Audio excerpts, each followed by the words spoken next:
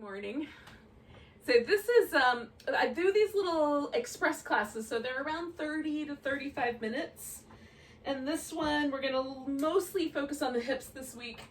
But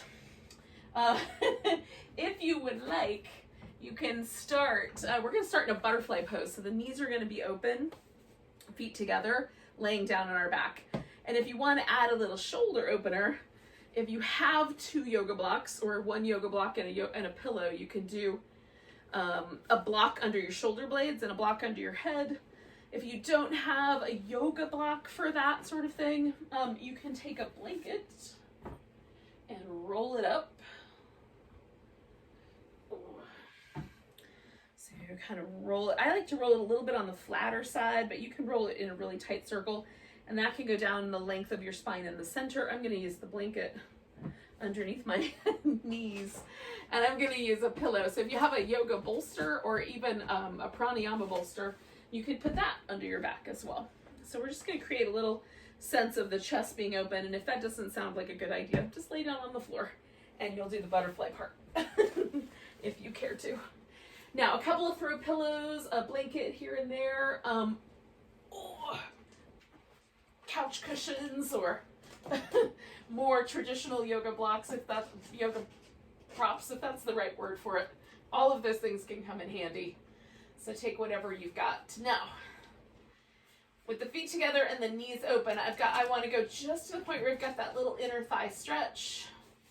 And then I've got this pillow underneath me, and it helps me with anything that's firm, like a pillow or especially yoga blocks, for that to be sort of up near the shoulder blades. If you've got the blanket and you're using a blanket down the length of your spine, that can come down a little lower and it'll be comfortable. So just find the point where it feels like we can relax. We're gonna start with this pose and then some breath awareness and just sinking into the present moment.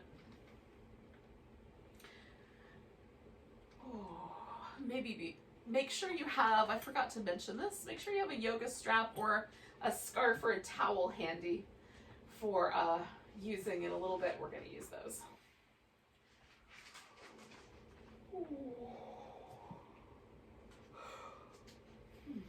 But for now, we can just relax and breathe.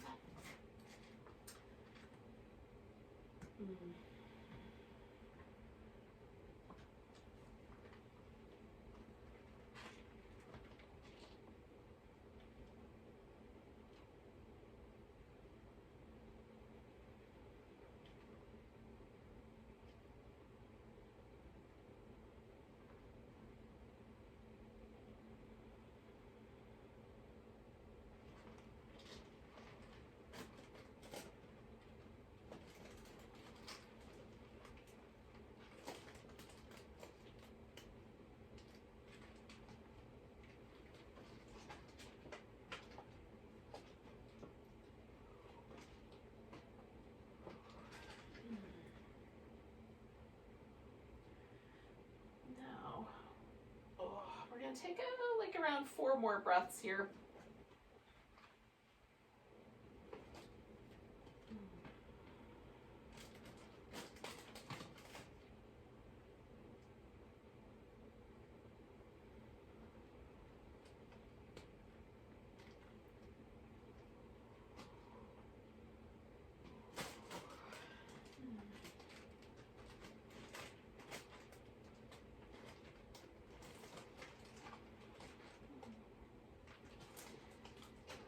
Now to come around to the legs, I'm just going to bring my knees together and slide the blanket out. And then this pillow I need to take out from underneath me. So I'm going to slide that guy out after I roll over.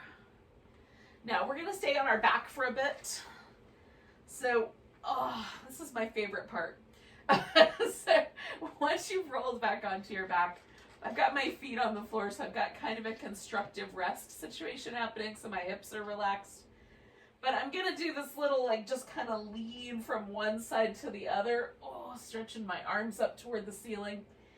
And it feels nice to me to sort of curl a little bit so I can press my upper back into the floor a little bit.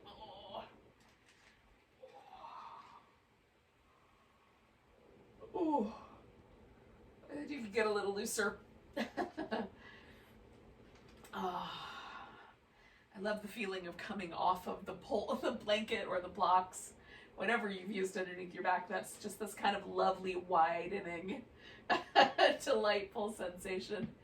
Now we're gonna do this movement pattern that I really love for the hip flexors, and there's a lot of different ways you can approach it with a little bit of core work or without. Today we're gonna do the more simple version. So we start with constructive rest, and my yoga mat is pretty slippery, so I could glide my foot really easily.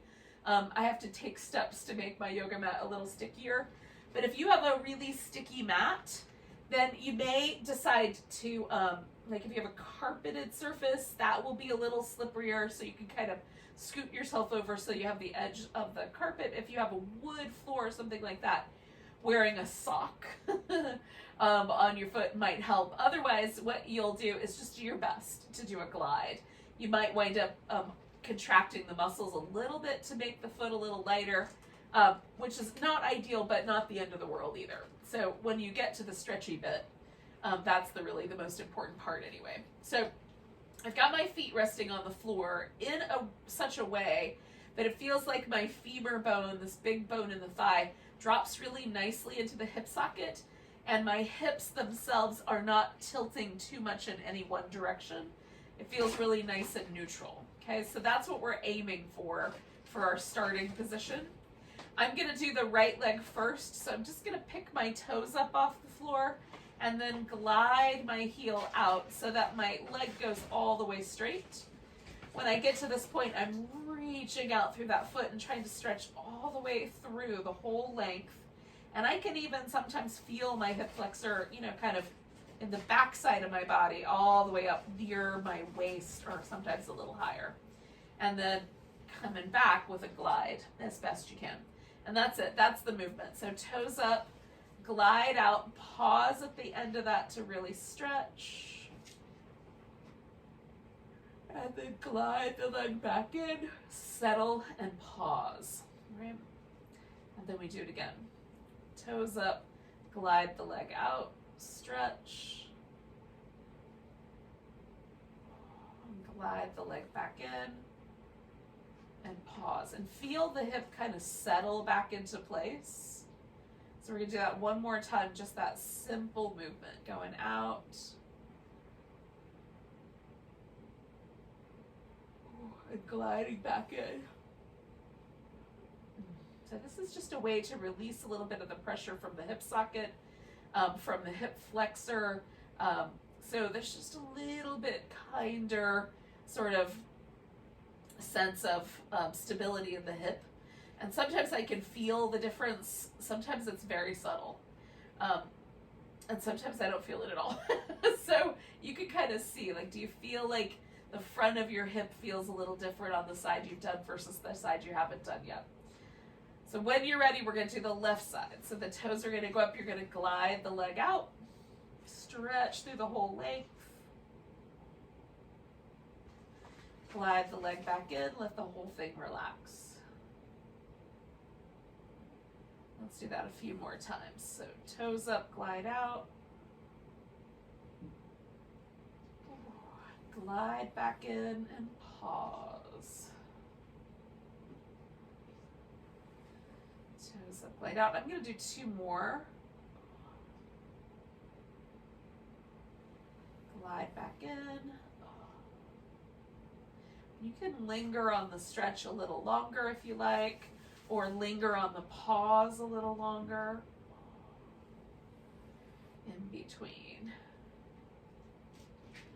Now this position all by itself, and then that movement pattern, even just that simple, for people with really tight hip flexors, this is really great for people who love to ride a bike, because the position of being, hunched is maybe not the right word, but leaning over the handlebars and pumping the legs is very much a hip flexor tightening exercise. And then for the others of us, just sitting at a desk for a long period of time can make the hip flexors tight.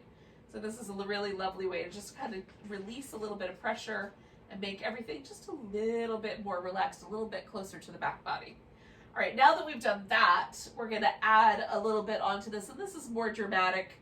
So we'll start with putting one ankle up on top of the opposite thigh. So I've got my right ankle on top of my left thigh, and I'm gonna start with a little just back and forth movement, kind of like twisting. Maybe not just like twisting, but I'm gonna go over to the left and then over to the right with that leg up on top. I'm letting my hip come off the floor, but I'm only going as far until I feel some sensation. And so, or, you know, you might wind up touching the ground on either side. For me, like right there, I can feel something. Right there, I can feel something. So I'm pausing at the point where I feel a little something in my glute or my low back, that kind of thing. Oh, this also drags me down the mat, so I will fix that in a moment. Not sure why it works that way. Okay, so now I'm going to come back to the center, and this might be enough, just having one leg thrown over the other. If you've got sensation in this outer hip, that might be enough fun for one day for everybody. Second option would be, of course, to bring the legs in toward you. You can hold on to both legs or just the one. And then the last option is to kind of combine that stretch that we did earlier. So I'm going to reach that left leg out and then hold on to this right leg. Now, this position, the one potential problem with this is that we will torque the lower leg bones with the pressure that we're putting here, causing the knee some discomfort. So I keep my toes pointing up, my foot flexed, and I try to keep my shin bones lined up really intentionally, so there's no twisting in my knee joint. Now, if I bring this leg a little further across the midline, I get more sensation in this outer hip. If I hang to the outside edge, there's a little less sensation there. So I just go to the point where I feel something, and then I let that left leg kind of stretch out. So there's three kind of stages or options for this little reclining pigeon shape.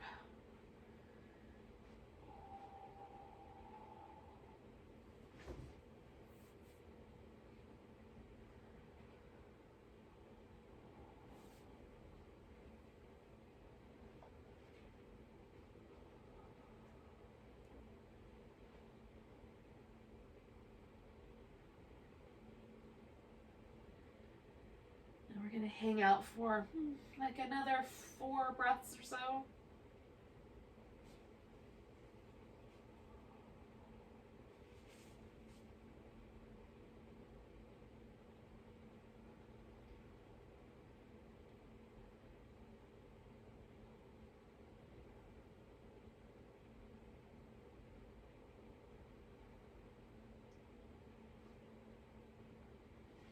Now take a big breath. And I'm going to release this leg, and I'm going to bring the other leg back so I can rest that ankle again. Kind of unwind this one step at a time, and then put that foot on the ground. Oh. One of the things I'm kind of noticing about practicing is like the slower I can make the sort of dismount, if that's the right word, of a yoga pose, the kinder it feels. So I often kind of like to slow down, spend a little bit of time in between, and just feel how things wound up. So I'm noticing my right side and my left side, right? I'm not totally done with the right side yet, but because I did that sort of sense of really pressing my left leg out straight for the last one, I'm going to be a little more relaxed with that left leg. If your knee was bent with the last pose, you might want to let yourself have a little bit more of a sort of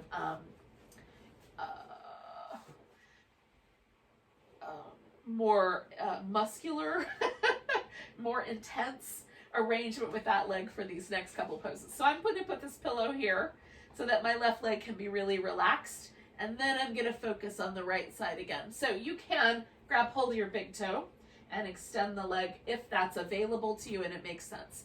Even though I can do that, it torques a lot of the upper part of my body to make it work out. So I'm going to use a strap because I think it's nicer. Gives me a little bit less kind of pull and twisting in my upper back. You can, of course, if you've got a really long tail on your strap like this one, you can wind it underneath. So if you put it under your upper back, you can pretty much do this hands-free. And if you've got wrist trouble or that sort of thing, then that can be really useful. Otherwise, hold on to the strap in some way. Now, I find it better to have the legs straighter and farther away, closer to the ground, than to pull the leg further in and have to bend the knee. Anytime I bend my knee, more of that sensation goes right to the sit bones. For me, the straighter the leg, the better. Now, that being said, clearly modifying so that I'm not causing any trouble. I want the stretch in the back of my leg, but not centered right at that sit bone attachment. This is a really lovely sequence of stretches that for me anyway, sort of resets the hip and takes away some of the pressure that gets pulled on my low back. So hopefully this will work out for you guys too. So we're going to stay with this guy for about like another 5 or 6 breaths.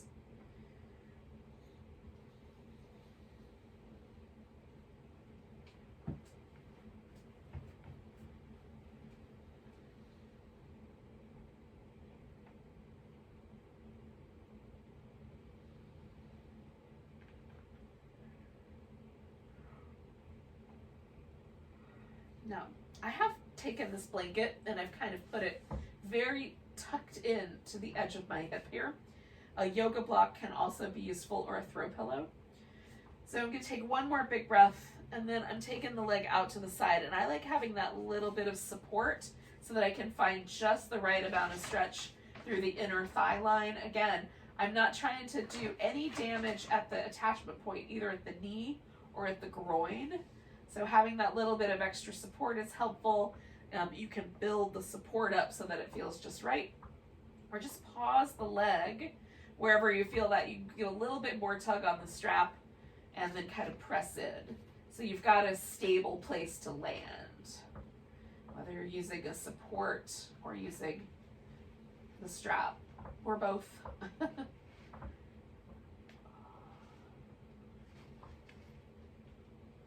Again, we're just monitoring the sensation of stretch to make sure that it's not going over the top, that it feels evenly distributed.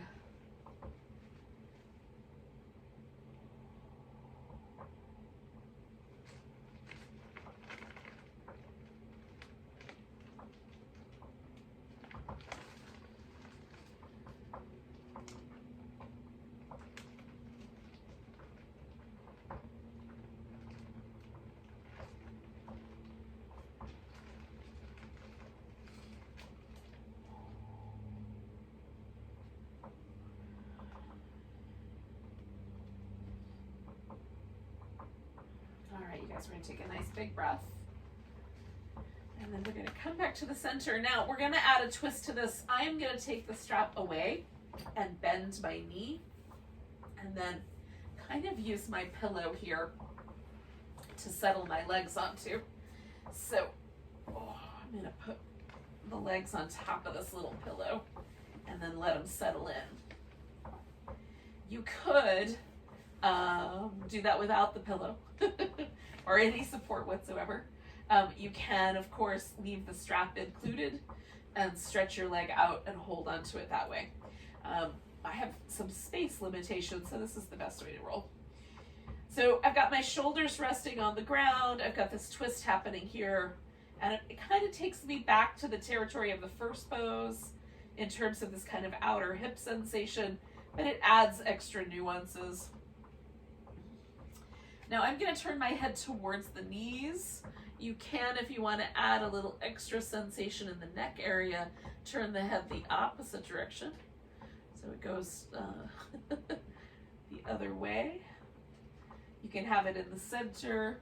Just find one that feels interesting to you. We'll hang out here for a bit.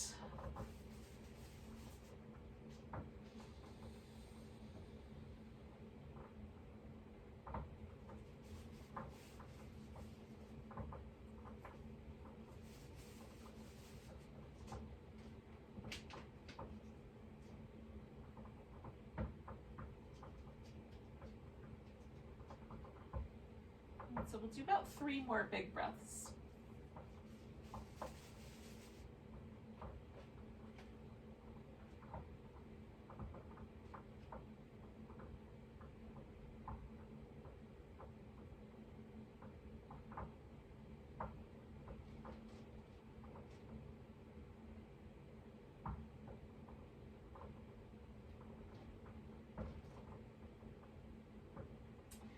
Now I'm going to bring my head to the center, bring my legs to the center.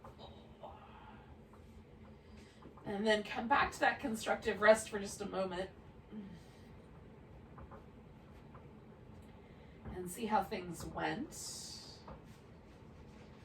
And I sort of like to try to feel with my awareness, like, does the hip feel the same? You can stretch the legs out and see if that makes a difference. Sometimes the one leg that I just did feels a little longer than the other one. Sometimes the hip feels a little closer to the ground.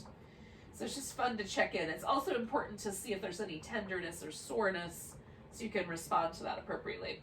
All right, so I have thrown my left leg now up on top of the right, and I'm going to do those little kind of side to side movements, little twisty movements.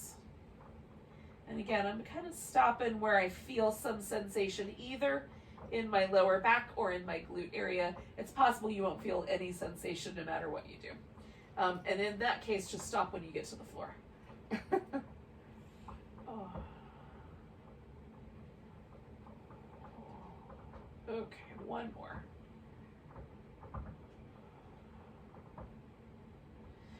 And again, you can pause right here if it feels like that's enough sensation in that hip. You can bring both legs in, or you can add this kind of stretching out. So that's the one I'm gonna do. Keeping my shin bone nice and stable, finding the right amount of stretch in that hip, and then reaching this other leg out. So my right leg's nice and long. The left leg is kind of in this pigeony shape.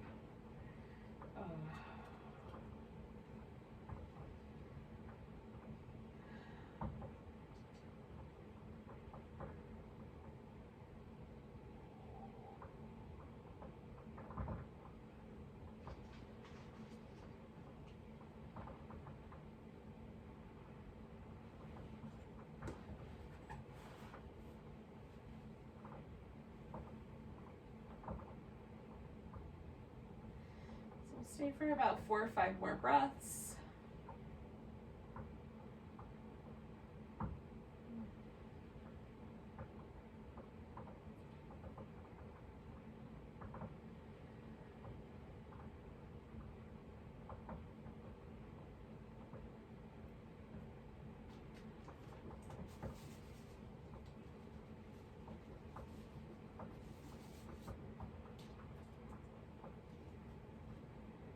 I'm going to really gently just put the legs back how I started, just for a moment to kind of unwind. And then I'm going to take a pillow and put it back so that I can relax my right leg and use the strap on the left.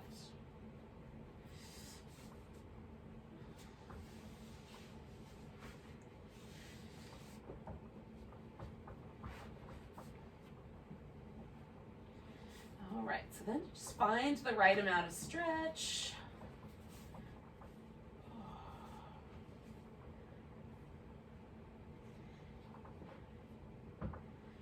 I'm going to, of course, because of the way that I did the last pose, I'm letting my right side be really relaxed. You might energize that right side a little bit more. So just choosing appropriately for yourself.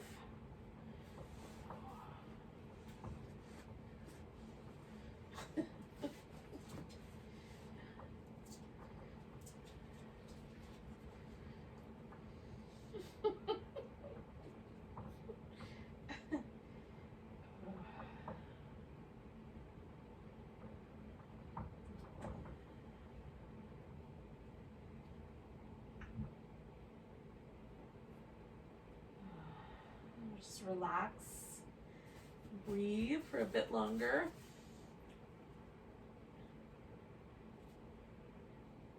I have a troublemaker nearby, so I'm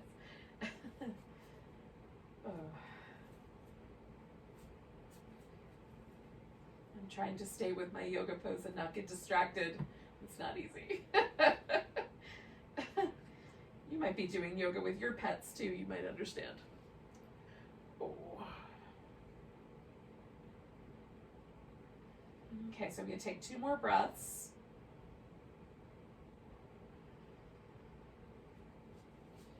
And then we're going out to the side. Again, I've put that little blanket there to kind of help hold my leg in a good spot, but you can do a little bit more force on the strap just to provide a little bit more structure, if that makes more sense.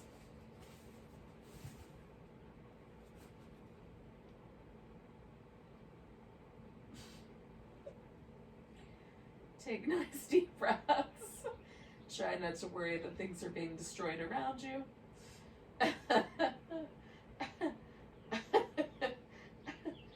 I didn't mean that in a larger existential sense as much as just literally.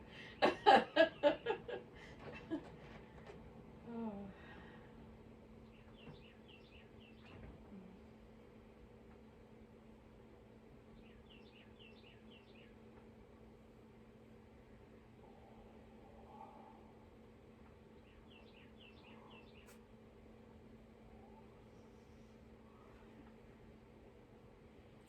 All right, so I'm going to do 2 more breaths here.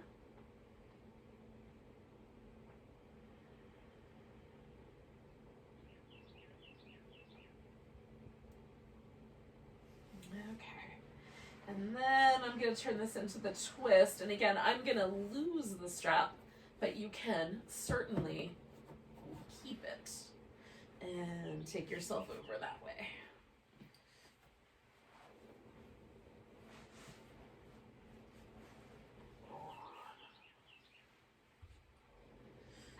Again, I just am going to the point where I feel that gentle stretch across this outer hip, lower back.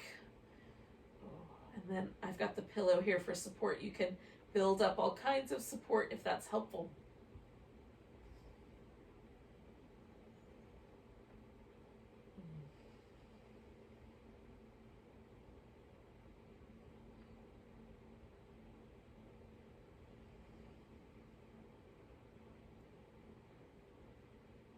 Now we're not going to go anywhere just yet, but I'm going to just basically kind of talk us into what's going to happen after this.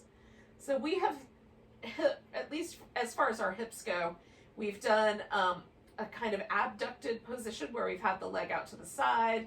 We're doing this twisting, slightly internal rotating position, kind of targeting. We've targeted this outer external hip rotator area. We've hit the inner thigh. The only spot we haven't really hit is the top of the thigh. So that's going to be our last couple of poses, and we're going to do that in a moment, but not yet. We're going to do that laying on our belly. So we're going to finish this twist, do a little nice kind of sense of checking in, and then we're just going to flip over like a pancake to do the other side of our leg.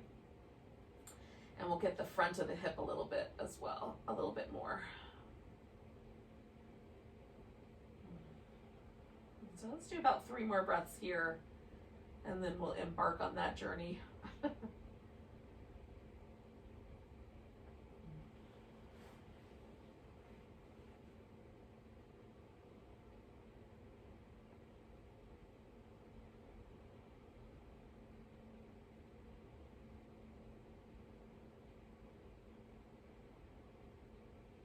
I'm going to take a big breath and lift this left leg with me.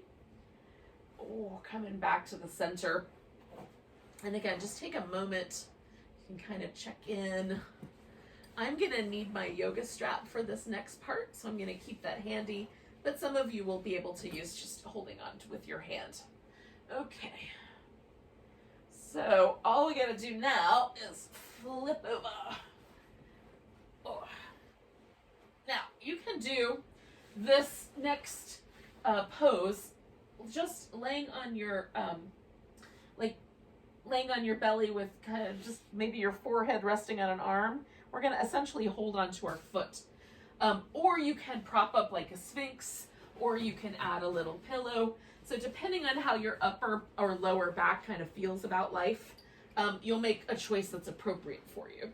If it is better, you can lay on your side and hold onto your foot instead of laying on your belly. If for whatever reason that's problematic for your spine.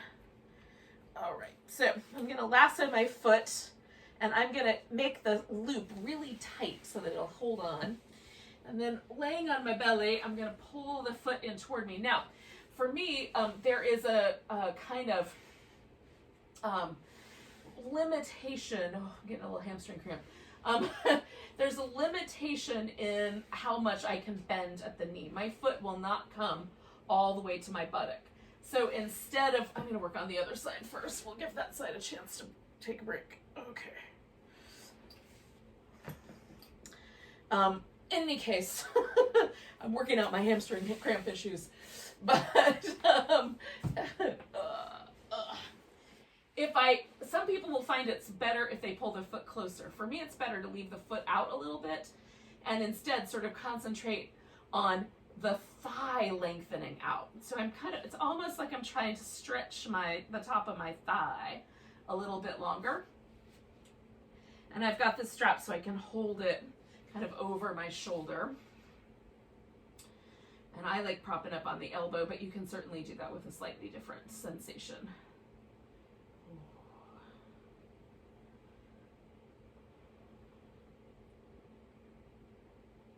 And for me, tighter quads is really one of my issues with keeping my hip balanced. So I'm going to stay for about 3 more breaths, and then I'm going to switch sides, and hopefully that will work out for you guys too.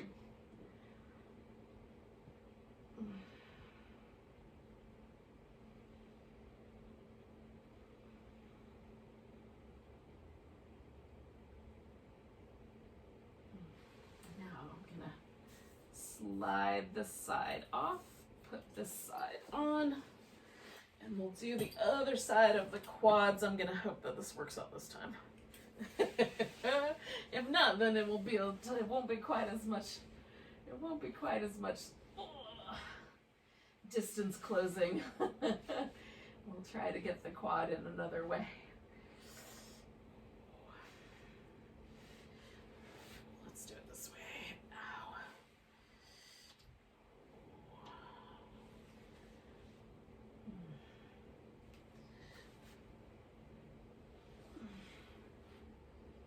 Oh, that's better. Okay. So I'm just gonna have to find our way in some days, yogis.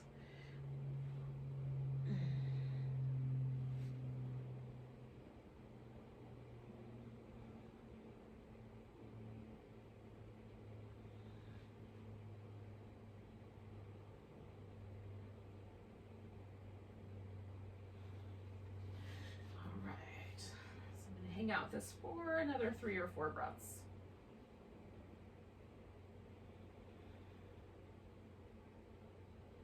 This is a fairly simple practice, but hopefully we've kind of hit all of the sort of areas that pull our pelvis in one direction or another and create some discomfort that in that way. And in a really, hopefully a more gentle approach compared to some possible hip opening that we can work with.